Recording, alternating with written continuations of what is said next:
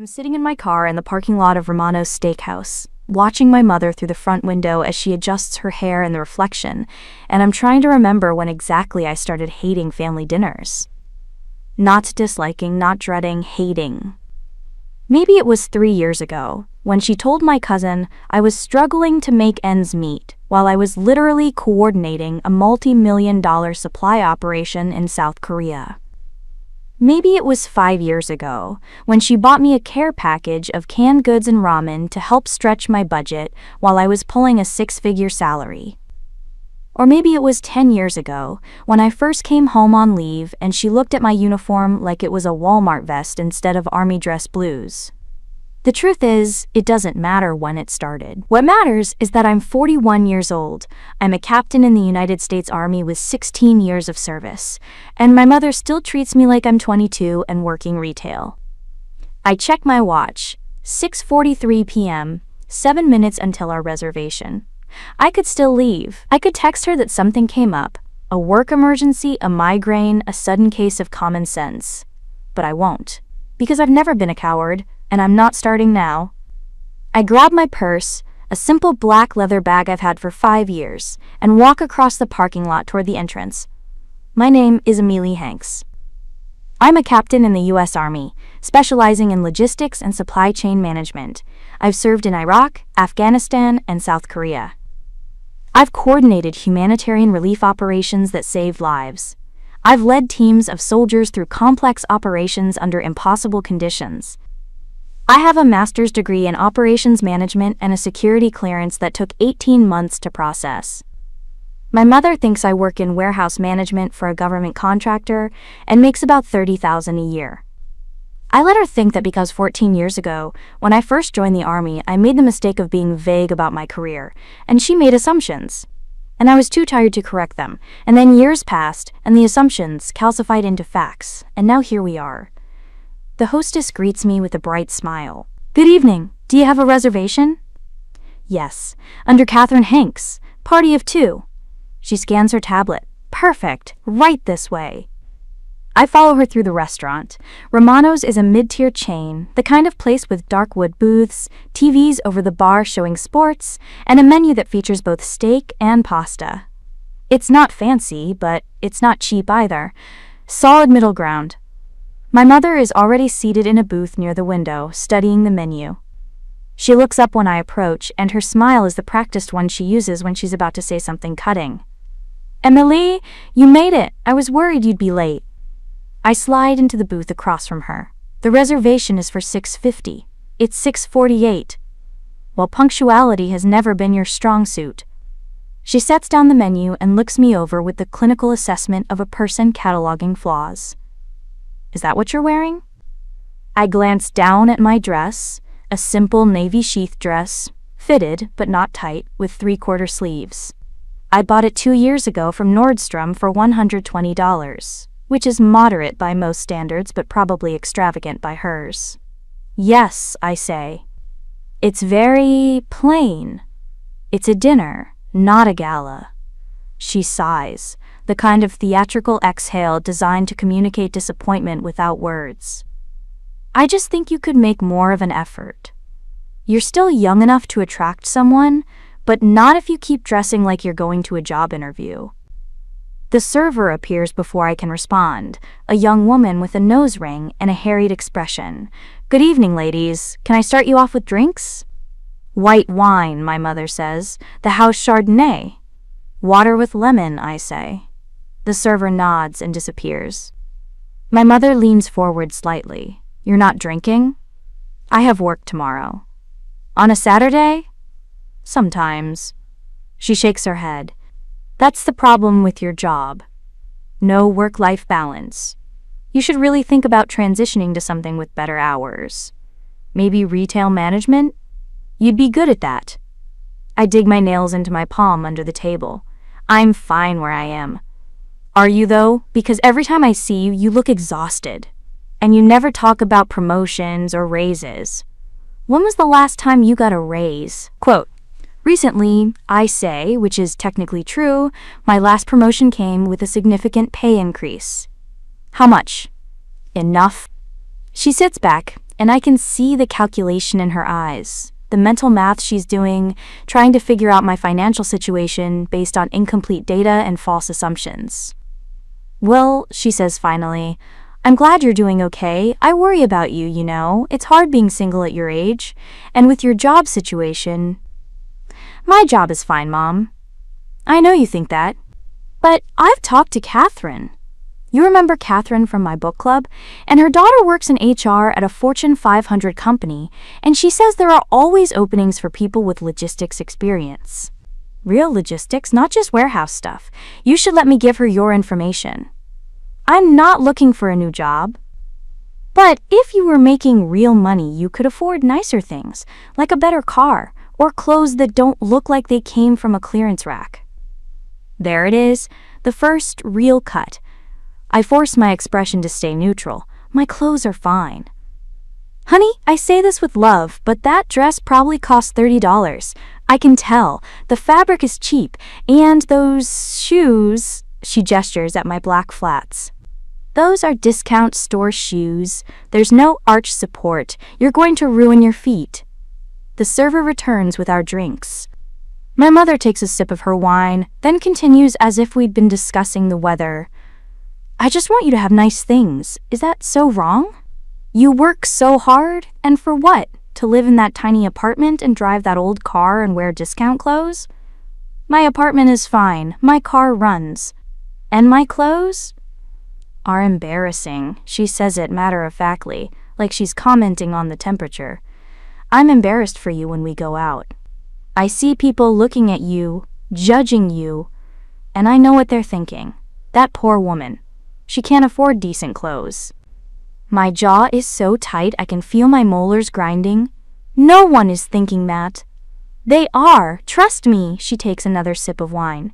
"You know what your problem is? You've never had any ambition.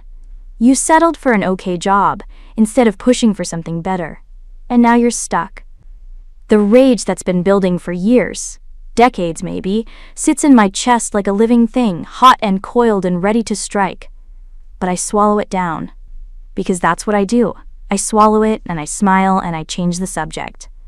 "How's your book club?" I ask. She brightens immediately, launching into a 15-minute monologue about the latest selection and the drama between two members who got into an argument about the ending. I nod in the right places. I make sympathetic noises. I am the good daughter who listens. And inside I'm screaming. The pattern didn't start with my mother. It started with me. When I joined the Army at 25, later than most recruits, but I'd needed time to figure out what I wanted, I was terrified of failing. Terrified of being the oldest, the slowest, the one who couldn't keep up. So I kept my head down. I worked harder than everyone else. I never complained. And when people asked what I did, I gave vague answers because I didn't want to seem like I was bragging. "I work for the government. Logistics stuff." It's pretty boring, honestly. The vagueness was a shield. If I didn't talk about my accomplishments, then no one could accuse me of showing off. If I downplayed my career, then people wouldn't expect too much from me. But shields have a way of becoming prisons. By the time I made officer, I'd already established the narrative with my family. Emily, the quiet one. Emily, the one who works in warehouses. Emily, who's doing okay but not great. And my mother, who'd always been competitive in ways she'd never admit, latched onto that narrative like a lifeline. See, my mother had married young, had me at 23, and spent her entire adult life as a stay-at-home mom. She'd poured herself into parenthood, into being the perfect mother, the perfect homemaker. And when I turned 18 and moved out, she suddenly found herself without an identity. So she built a new one, the successful mother. The woman whose daughter was, well, not successful, but trying her best. My struggles, real or imagined, became her validation. Every time I came home looking tired, she got to be the concerned mother. Every time I wore simple clothes, she got to offer shopping advice. Every time I mentioned work stress, she got to suggest better career paths. My mediocrity, the version of me she'd constructed in her mind, made her feel needed. And I let it happen. Because it was easier than fighting. Because I told myself it didn't matter what she thought. Because I convinced myself that my real life, the one where I was Captain Hanks, where soldiers saluted me, where my decisions affected hundreds of people, was separate from my family life. But the problem with living two separate lives is that eventually they collide. The appetizers arrive, calamari for her, soup for me. She's moved on from my clothes to her neighbor's new kitchen renovation, which she finds both impressive and slightly gaudy. Granite countertops, she says with a sniff. So 2010. What's wrong with granite? Nothing if you want to look dated. Quartz is much more modern. But of course, that's more expensive, and not everyone can afford it. She says it casually, but I catch the subtext. You certainly couldn't afford it. I don't have countertops, I point out. I rent. Exactly. At your age, you should own property, build equity, but with your salary. She trails off, letting the implication hang. I focus on my soup. Tomato basil. It's actually pretty good. You know, she continues, if you'd gone into business like I suggested, you'd probably own a house by now, maybe even be married, but you chose this warehouse thing and now look where you are. I'm fine where I am. Are you? Because from where I'm sitting, you're 41, single, renting, and wearing a $30 dress to dinner with your mother. The precision of the cruelty takes my breath away. Not because it's true, it's not, but because of how carefully she's crafted it. The age jab, the relationship status, the financial assumptions, each one a tiny blade designed to cut just deep enough to sting without drawing visible blood. I set down my spoon very carefully. Why do you do this? Do what? This, the constant criticism, the assumptions about my life, why? She blinks, genuinely surprised. I'm not criticizing, I'm being honest. Someone has to tell you these things. No one has to tell me these things. You choose to. Because I care about you. Her voice takes on that injured tone, the one that says, how dare you question my motives? I'm your mother. I want what's best for you. What you want is to feel superior to me. The words are out before I can stop them. Her face goes very still. That's a horrible thing to say. It's true, though. You need me to be struggling so you can feel like the successful one. The one who has it all figured out. The one with wisdom to share. I do have wisdom to share. I'm 56 years old. I've lived more life than you. You've lived a different life. Not more, not better, different. She picks up her wine glass, her hand trembling slightly. I don't know where this hostility is coming from. It's coming from years of you treating me like a failure. I've never called you a failure. You don't have to say it. It's in everything you do. Every suggestion. Every criticism. Every look. The server appears with our entrees, steak for both of us, and the interruption breaks the tension like a hammer through glass. We eat in silence for several minutes. The steak is cooked perfectly, medium rare, but I barely taste it. Finally, my mother sets down her fork. I don't understand why you're being so defensive. I'm just trying to help. I don't need help. Everyone needs help sometimes. Not from someone who thinks I'm incompetent. I don't think you're incompetent. I think you're underachieving. There it is. The truth, finally spoken plainly. I'm about to respond when I hear a voice I recognize. Captain Hanks? I look up and my stomach drops. Standing beside our table is Colonel Raymond Fierro, my commanding officer, in civilian clothes with his wife. He's smiling warmly, clearly pleased to see me in the wild. Sir, I say automatically, half rising from my seat. At ease, Captain. I didn't mean to interrupt your dinner. He glances at my mother. I just wanted to say hello. My wife and I eat here regularly. Great steaks, reasonable prices. I assume you're here for the same reason? My mother's staring at him, her fork frozen halfway to her mouth. Yes, sir, I manage. This is my mother, Catherine. Mom, this is Colonel Fierro, my commanding officer. The word colonel hangs in the air like a grenade. My mother sets down her fork slowly. Commanding officer? That's right, Colonel Fierro says, oblivious to the tension. Captain Hanks is one of my best officers. We're lucky to have her. He turns back to me. I heard about the Korea operation. Excellent work. The logistics coordination was flawless. Thank you, sir. Well, I'll let you get back to your dinner. Enjoy your evening, Captain. Ma'am. He nods to my mother and walks away. The silence that follows is deafening. My mother's face has gone through several colors, white, then red, then a mottled combination of both. She's staring at me like I've just sprouted wings. "Captain?" she whispers. Before I can answer, the restaurant manager appears, a tall man in his 40s whom I've known for 2 years because I eat here every Friday. He's holding a small leather folder and smiling. "Captain Hanks, I didn't realize you were dining in the main area tonight. Your usual private table in the back is available if you'd prefer to move." My mother makes a small choking sound. The manager glances at her, concerned. "Is everything all right?" "Fine," I say quietly. "We're fine here. Thank you, Tom." "Of course, let me know if you need anything." He places the folder on the table. The check, already prepared, already comped because I tip generously and I'm a regular, and walks away. My mother is still staring at me. Around us, the restaurant continues its normal chaos.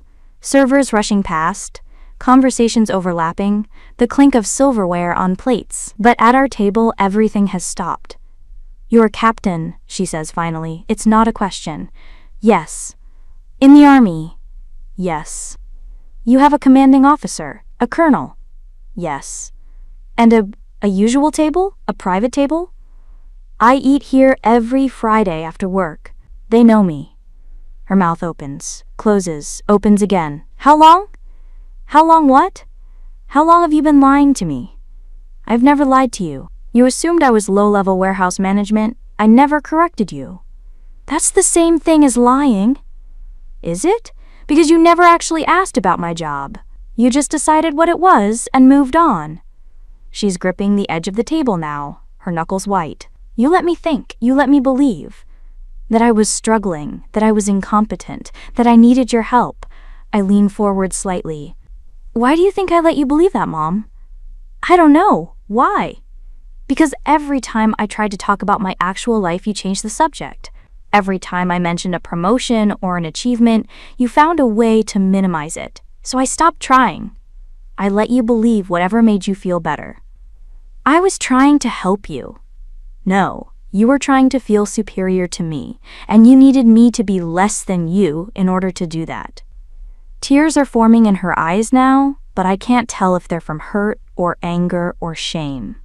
Probably all three.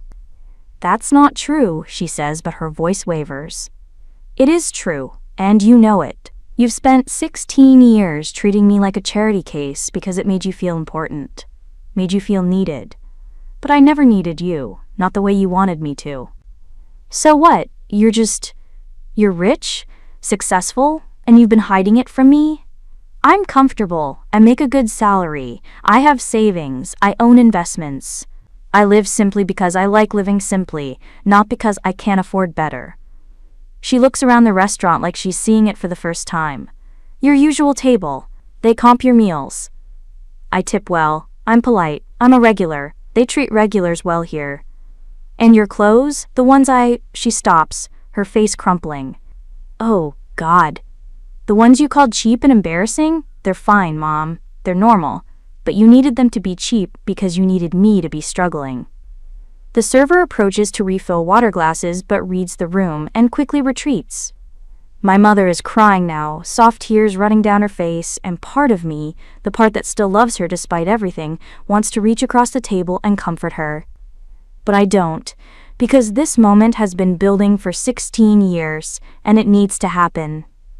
"I'm sorry," she whispers finally. "I didn't realize I thought I was helping." "You weren't helping, you were hurting me. Every dinner, every criticism, every assumption, it hurt. Why didn't you say something?" "I tried. You didn't listen." She wipes her eyes with her napkin, smearing her mascara. "What do I do now?" Quote, "It's such a simple question, and I realize she genuinely doesn't know. She spent so long in this dynamic that she doesn't know how to exist outside of it. You start by actually asking about my life instead of assuming. You start by listening when I talk instead of waiting for your turn to criticize. You start by seeing me as I actually am, not as you need me to be." She nods slowly, though I'm not sure if she truly understands. We sit in silence for a long moment. The restaurant noise feels very loud suddenly. Laughter from the bar, A child crying in a booth nearby, the sports announcer on TV calling a play-by-play. "I am proud of you," she says finally. "I should have said that first. I am proud. Thank you. I didn't know how to be your mother once you grew up, once you didn't need me anymore." And there it is, the core of it, the fear beneath all the criticism. "I do need you, Mom, just not the way you thought. I don't need you to fix my life or manage my career or tell me what to wear. I need you to be my mother, to love me, to see me. I do see you. Do you? Because tonight, before my boss walked over, you told me I was embarrassing to be seen with." She flinches. "I was wrong, I say a lot of things that are wrong. It's not an apology, not quite, but it's close." The server returns, brave enough now to approach. "Can I get you ladies anything else? Dessert? Coffee?" My mother looks at me. "Do you want to stay?" I consider this. The smart thing would be to leave now, to end on this fragile note of almost understanding. But something in me wants to stay. Wants to see if this moment can become something more. "Coffee," I say. "Black." "Same," my mother says. The server nods and disappears. We sit in awkward silence, neither of us quite sure how to move forward. Finally, my mother speaks. "Tell me about Korea, the operation your colonel mentioned." It's such a small thing, this question, but it's the first time in 16 years she's asked about my actual work. So I tell her, not everything. Some details are classified, but enough. Enough that she can understand what I actually do, what my days look like, what I'm responsible for. She listens, really listens, and when I'm done, she says, "That sounds incredibly stressful." It is, but it's also rewarding. And you're good at it. I am. She nods slowly, processing. I really have been terrible, haven't I? Yeah, I say, you have. Can we fix this? Us? I think about this. The honest answer is that I don't know. Years of damage don't heal in one conversation, no matter how dramatic the revelation. But I also know that I can't keep living with the rage I've been carrying. It's been eating me alive from the inside.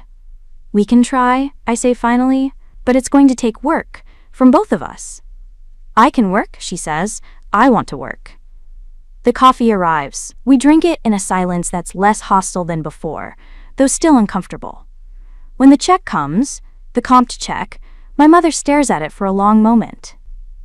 I really don't know anything about your life, do I? She says. No, but you can, if you want to. I do. We stand to leave. In the parking lot, under the harsh fluorescent lights, we pause beside our cars. Thank you for dinner, she says. You're welcome. Can we do this again? Try again? I want to say no. Part of me wants to walk away and never look back. But the other part, the part that remembers being 8 years old and having my mother braid my hair, the part that remembers her sitting in the audience at my commissioning ceremony, even though she didn't understand what she was watching, that part says yes. We can try, I say. She nods, gets in her car, and drives away. I stand in the parking lot for a long time after she's gone, feeling the weight of 16 years finally start to lift. 2 weeks later, my mother texts me, "Coffee this Saturday? I promise not to critique your outfit." I stare at the message for a full minute before responding, "Okay, 10 a.m. at Fletcher's? See you there." When Saturday comes, I almost cancel. Old habits die hard, and the thought of sitting across from her again makes my stomach clench. But I go anyway. She's already there when I arrive, sitting at a corner table with 2 coffees already ordered. "I got you a latte," she says. "I remembered you liked them." It's such a small thing, but it matters. We talk for an hour. She asks about my work. I tell her about a recent training exercise. She tells me about her book club. I listen. It's not perfect. She still makes a comment about my hair that's slightly critical, and I have to bite back a sharp response. But she catches herself, apologizes, and moves on. Progress, not perfection. As we're leaving, she says, "I've been thinking about what you said, about needing to feel superior." Yeah? You were right, I did need that. I think I was jealous of you. This surprises me. Jealous? You have this whole life, this career, this purpose. And I gave up my career when I had you, and I never regretted it, but I also never figured out who I was supposed to be after you left. So I made myself feel important by trying to fix you, even though you didn't need fixing. It's the most honest thing she's ever said to me. Thank you for telling me that, I say. I'm trying, she says. I'm really trying. I know. We hug goodbye, stiff and awkward, but genuine. Driving home, I realize something. I'm not angry anymore. The rage that's been sitting in my chest for years has finally started to dissolve. Not because she fixed everything, not because she's suddenly a different person, but because I finally stood up for myself. Because I finally demanded to be seen. And that feeling of reclaiming my own worth is worth more than any apology she could offer. 3 months later, my mother attends a change of command ceremony where I'm officially recognized for my work on a humanitarian relief operation in Southeast Asia. She sits in the audience in a section reserved for family members. When my name is called and I step forward to receive a commendation, she claps louder than anyone else. Afterward, at the reception, Colonel Fierro approaches her. Mrs. Hanks, you must be very proud.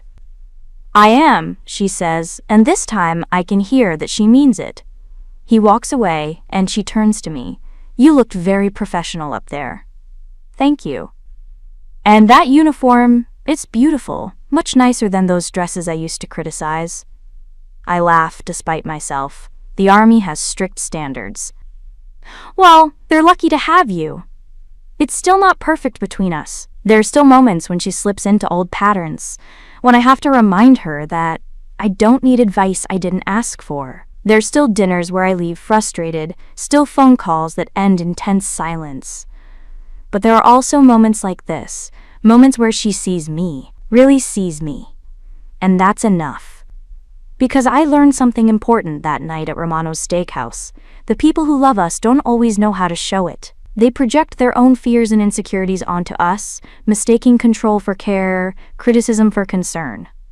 But we don't have to accept their version of us. We can stand up. We can demand to be seen for who we actually are.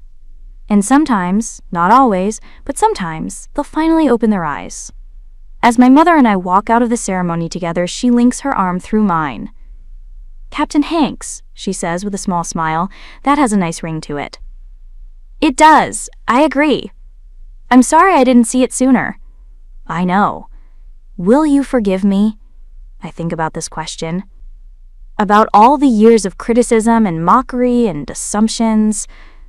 About the pain and the rage and the exhaustion of maintaining 2 separate lives. And then I think about this moment. About her sitting in that audience, clapping for me. About her trying, however imperfectly, to change. I'm working on it, I say honestly. We're both working on it.